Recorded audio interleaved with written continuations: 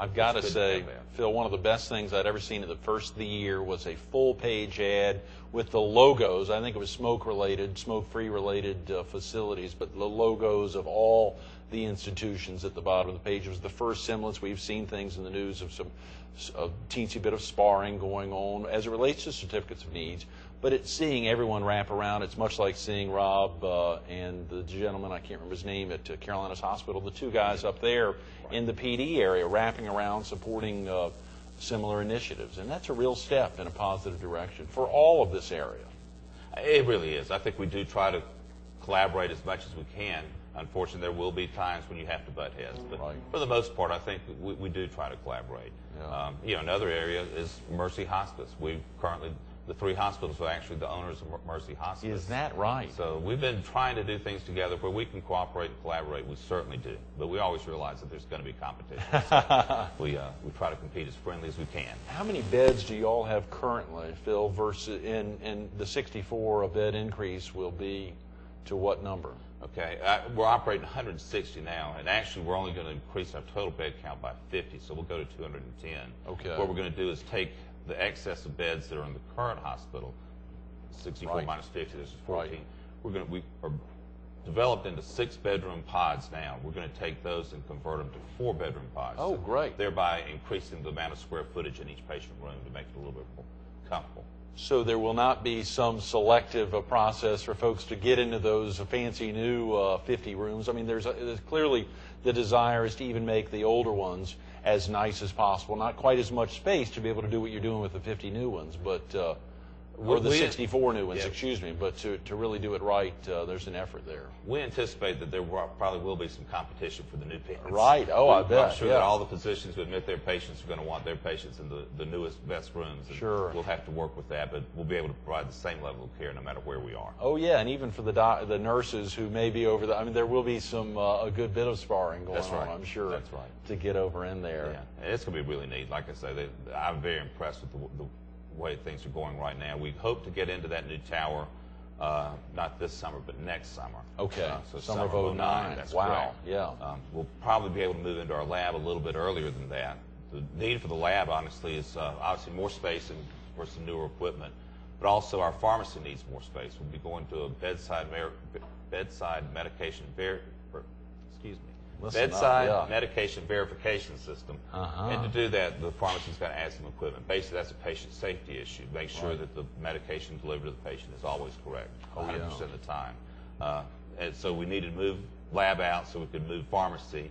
And the other thing is our emergency department is becoming overcrowded. So we'll be able to use some of the vacated lab space for an enhanced emergency department. Now, in your position, as it's expanded, obviously going from the comptroller, I believe, to a chief operating officer, even to a chief executive officer, have you had to get intimately involved on the medical side? Or I saw at some point there had been on here your master's degree from the Medical College of Virginia, excuse me. So you've got familiarity even before arriving on the scene. Somewhat. I still say I'm a business manager. I run the business side of it, but truly you do get involved in the clinical side because that's what we're about. We're about treating people. Right. So, but at the same point in time, I do have people on my staff that can advise me in those clear issues that I'm over my head in. And we really do have a very strong leadership team over there that I'm very proud of, and we do some great things because of leadership. A typical day for you, Phil, if it wasn't Friday, if we weren't starting it off in a bar at 7 a.m., what's a typical day like for you in the middle of a week, let's say? Is it give viewers a sense of what a day in the life of a chief executive officer is, particularly for a major institution. You're one of the largest employers in the county. That's correct. That's right. Like to do patient rounds. We'll go up and talk to some of our patients, see how we're doing. One-on-one. We want to know if we're doing things right, if we're treating them properly, if we're treating them nicely, if we're meeting our patient safety goals. Do you ever go in there and not tell them who you are? I mean, just which is maybe a good way to get blind. I try to. All I do is identify myself as being administration. Right. I don't beyond my name in that. Although some people do know that. But we do try to talk to them and be as casual as we can, and they are open. It's amazing how open they are to talk. Meet with my staff on a regular basis. Meeting, a lot of meetings, a lot of time out of the day in that, but most of my day's time is spent in looking forward. We have great operational people who take care of the day-to-day, but constantly looking out to the future. What's it going to take for us to still be in operation for this community 3 years from now, 5 years from now, 10 years from now? Oh, yeah. What services do we need to add?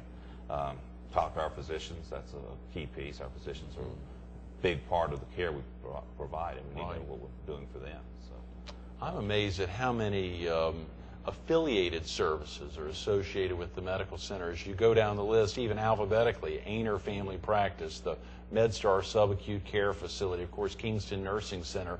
Again, at the website, conwaymedicalcenter.com, it just goes on and links to all of those and understanding those. Is that pretty common for a medical center to have, or even for a hospital to have those kind of tentacles spread out throughout a community? It probably depends on the community. Sometimes some needs aren't being met, and you feel like you do need to step out and assist. Kingston Nursing Center, we saw that there was just a huge need for additional nursing home beds in this community. Right. So we stepped forward and helped with that because there wasn't an outside agency. Mm-hmm. Now, the other side is that we actually started up a home health agency, but as the need went away, as more and more providers came in the area, we decided that we didn't need to be involved in that, and we actually divested ourselves of that operation to someone else. So we try to look at what meets our mission. Right. And our mission base is to improve the health of our community. That's all we do. Nothing else. That's very simple, Phil, to improve the health of our community. And that's the Conway community writ large. I mean, it's even clearly larger than that. Right. Our service area does go beyond just the Conway area. But clearly, we'll look at those services, and if it's not being met some other way, we'll look and see if it's something that we should provide to our community. An example is a wellness fitness center. At the time we built that was not necessarily a key service for healthcare institutions. But we felt like it was something needed because we need to be on the front end of healthcare. We needed to start the preventive maintenance side early. Right. But that was a big discussion among my board of trustees. Does it meet our mission? And today I'm proud to say that it's still operational, doing a great job, it does meet our mission. We're able to show people who attend how often they attend, and the vitals are taken regularly. So it's a good service to the community. Jessica was kind enough to send along a employee newsletter I believe you all put out monthly, and of course in there just reading some of the fun facts about reducing smoking, and of course the push here to become a smoke-free campus, but seeing what happens 20 minutes later, and then what happens a day later, and what happens half a year later when you think about clearly your wellness and fitness center. If those differences just in cutting out smoking or cutting it out a little bit in your life can be that dramatic, then surely a wellness and fitness center must be dramatically helpful. Right. Yeah. Right. And I'm real proud. You bring up the smoking cessation issue, or the tobacco-free campus. Right. We actually had over 200 employees take advantage. We offered the prescription drug to assist them at no cost to the employees, and we had over 200 employees take advantage of that. Wow, Phil. So just in that, we feel like we've truly made an impact on the health of our community. Right. Do you mind sharing with viewers how many employees there are in the entire Conway Medical Center? Not to put you on the spot, it's a big number. I was just trying to think. When you said 200, that's amazing. That many already smoked. Yeah. Total is north of 1,200. Wow. I'm not sure exactly. So about almost 15%, 20% of your staff had been active smokers, and there's probably still a couple stragglers that wouldn't think about it. That's true. That's true. There's some that just, they're going to smoke regardless, and that's, we didn't want to invade their privacy, so they have other options. Absolutely. Absolutely. It's fascinating just seeing, and of course, so many groups working towards that smoke-free campus, and that really is an issue for folks when they think about secondhand smoke, or they think about, and as you said, you do not want to invade folks' privacy. They can do as they will. It's a choice issue there, but that is a real issue for patients, I'm sure. It is. It's a preventable thing that we can have some action over, and that's the reason we chose it. And that was the right thing to do. I'm sure that actually the feedback this time wasn't as much as we were initially a smoke-free building. Right. That happened in the early 80s. Or mid-80s, I guess. Is that right? That long ago? Yes. Wow. Yes. Our accreditation agency, Joint Commission, came out with a standard that hospitals had to be smoke-free. So we did that. There was a lot of pushback from our community on that side. Yeah, particularly on, but we really haven't heard a whole lot now that we decided to do it as a campus. And it always drove me crazy to walk in my front door at the hospital and see 5 employees and 5 patients over there smoking. So this has been a event to take that away. That is not advice you've ever picked up, Phil. It is not. Is that right? It Any is of your not. kids or anyone around you? I mean, yeah. That's not in the family, no.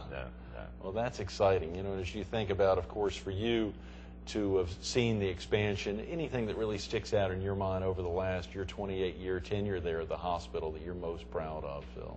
Wow. It's a lot of growth. I mean, if you look back at our footprint from when we moved to the building to 1982 to our footprint today, you'll see double the square footage, double the amount of patients we're seeing. I mean, it's just tremendous, the growth that's taking place in our area.